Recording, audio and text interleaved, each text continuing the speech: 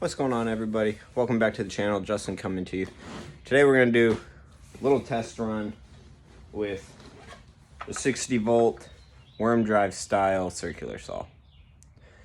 And all I'm going to be doing today is showing you, one, how to change the battery, or blade, sorry, and two, what the cut looks like between the two different blades. So the blade on there right now is a 60 tooth blade. You'll notice the marking's actually on the inside with these Diablo blades. So we'll do a quick pass with the 60 tooth, and then I'll show you how to change the blade. We'll put a 24 tooth in there, and we'll see how that looks. Obviously, I don't start with a battery. That's why I'm okay getting my finger so close. The 60 volt batteries come with a little cover. I like to keep those on, keeps them a bit cleaner. Pretty simple. Check the battery, we're at 2. So, easy slides, you know, right in the top. Just give it a good touch in.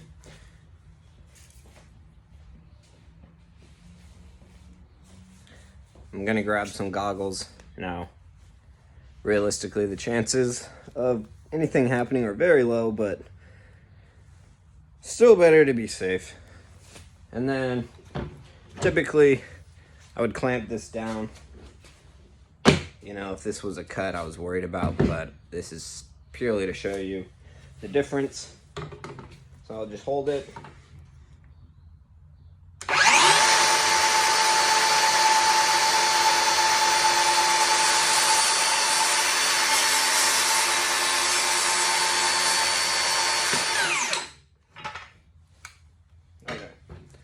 Super easy. Let's take those off. There you go.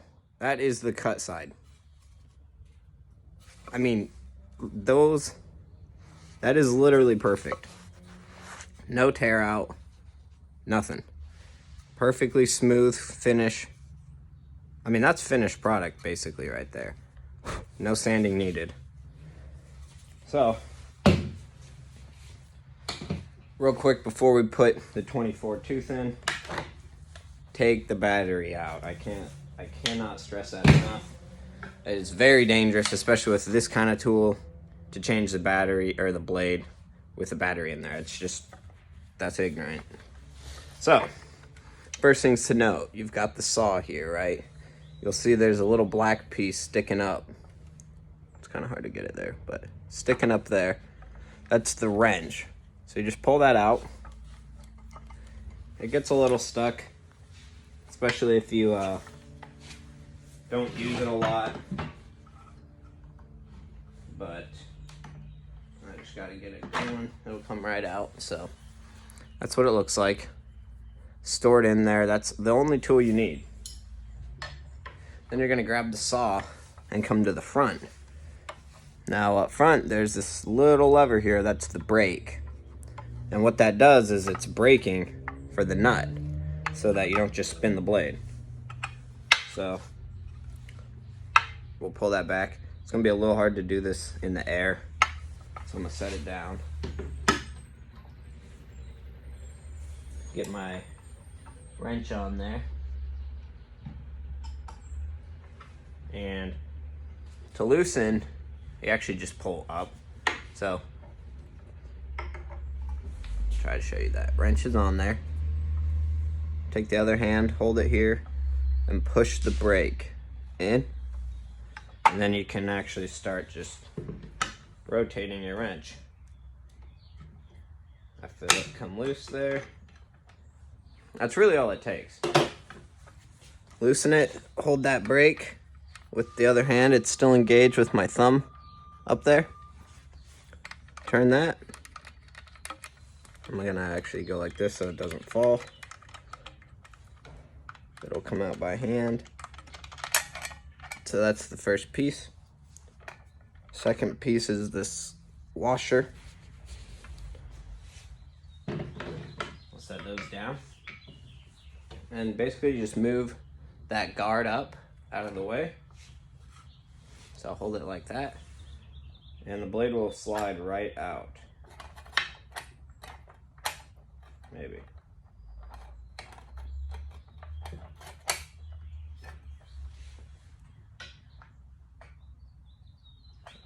It's kind of stuck on there, so one sec. There we go. So, I'll show you. So, the DeWalt saw has the triangle piece on there. Maybe like a arbor? I can't think of the term. But that had just got a little stuck. I mean, so you'll see that little diamond shape. The Diablo blades don't come with that cut out, so you actually have to have a pair of pliers. And you rip out that centerpiece with the pliers so that it fits right onto there. That holds it, then you put the washer and the nut back on. I'll show you here. The DeWalt blades come like that. Now, that's a pretty used blade here. And you'll also notice the DeWalt blades, the markings are going to be on the outside because they're designed for that. So I'll just lay this back down. Again, just move that guard up out of the way. And I'll try to hold it. It's a little heavy of a saw to do this one-handed.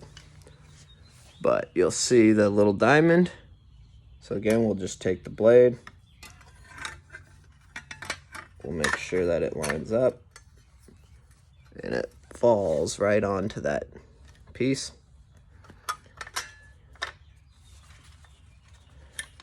And we'll let the guard back down.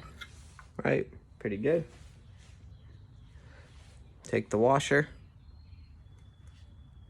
So you'll notice on the washer, it's oval shaped. Again, you just want to line that up. Make sure it's all on there good. Grab the nut. It shows you on there, tighten is this way. I mean, it's literally written on here. Tighten, loosen. Can't mess that up. So you tighten it by hand as much as you can. And then watch what'll happen. So that's by hand. Take this. You see that? That's why you use the brake.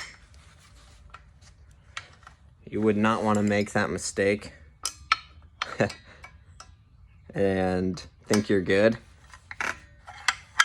And then you go to, so the brake, there we go. It's engaged. Just do it. Snug.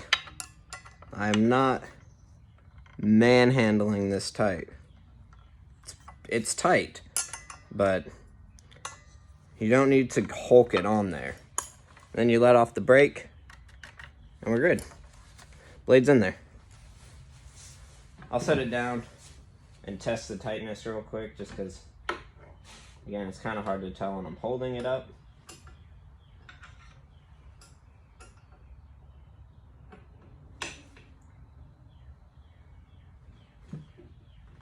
There we go. Give it one more little push. Set that aside. There you go, see. I forget that this is stored in here, so we'll put it away.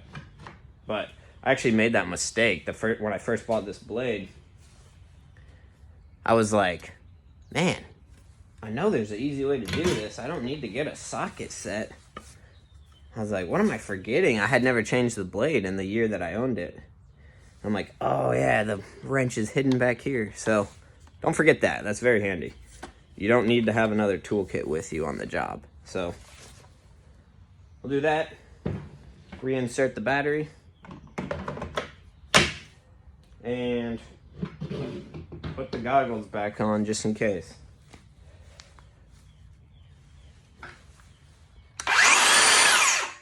Give it a test. Sounds good. And we'll run one through with the 24 teeth. We'll see how that looks.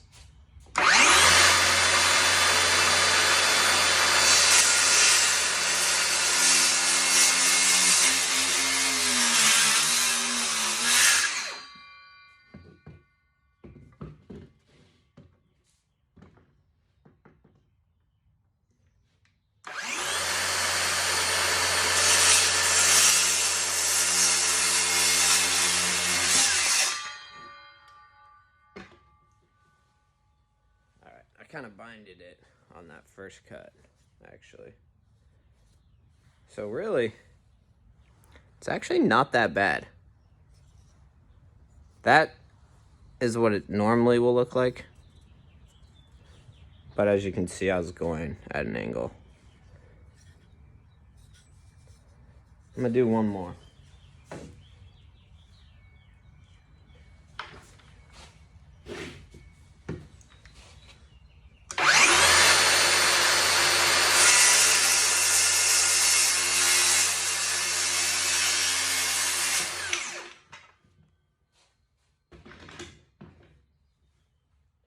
All right, so again, I'm actually really impressed, but you do see there's a little bit of tear out.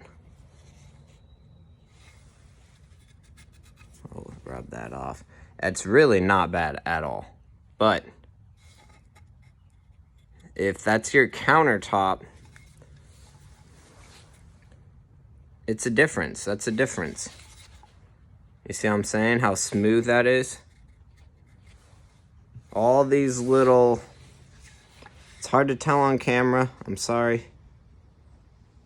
But like all these little markings there, if you don't sand those down nicely, you're gonna have a hard time staining that and getting the color to look good.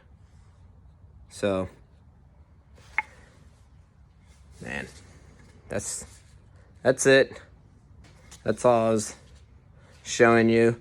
You'll notice like it's not as smooth even on the end. It even is burnt here. Probably jammed it too hard.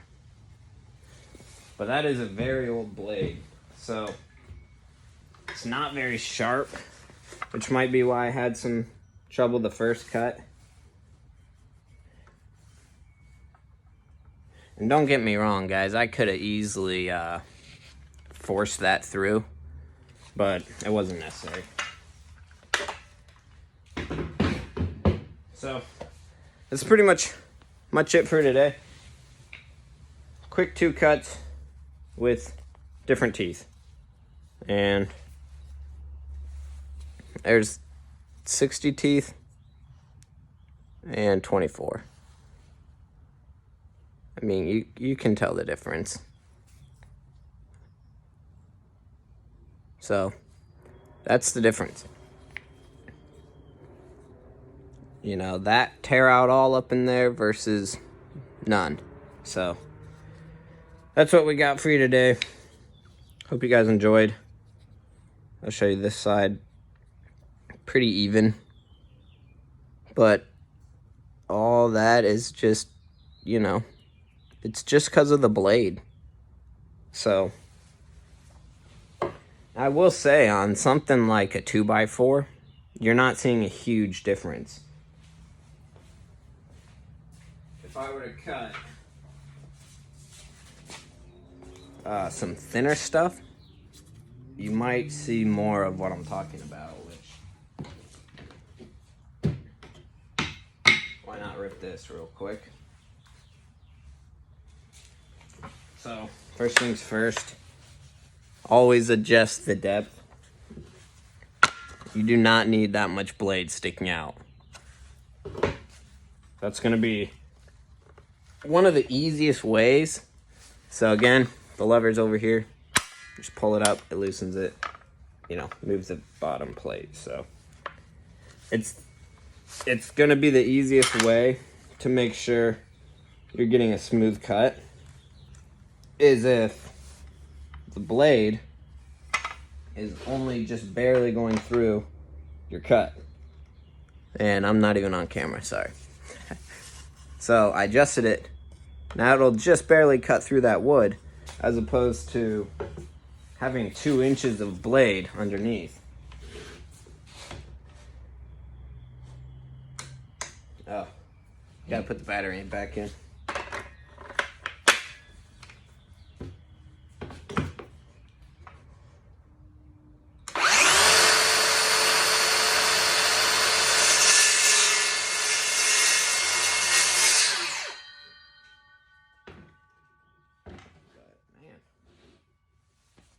I keep wanting to show you, but it keeps doing better than I would think. There is still some tear out, but realistically, that could be even fixed if I just taped it and went slower. So there you have it. I mean, it might not seem like big difference to you on camera, but I'll show you another picture at the end of this video of my countertops, and one that I did with the 24 and one that I did with the 60. And I think you'll see a little bit better of a difference. So that's it. That's how easy it is to change the blade on the 60-volt saw.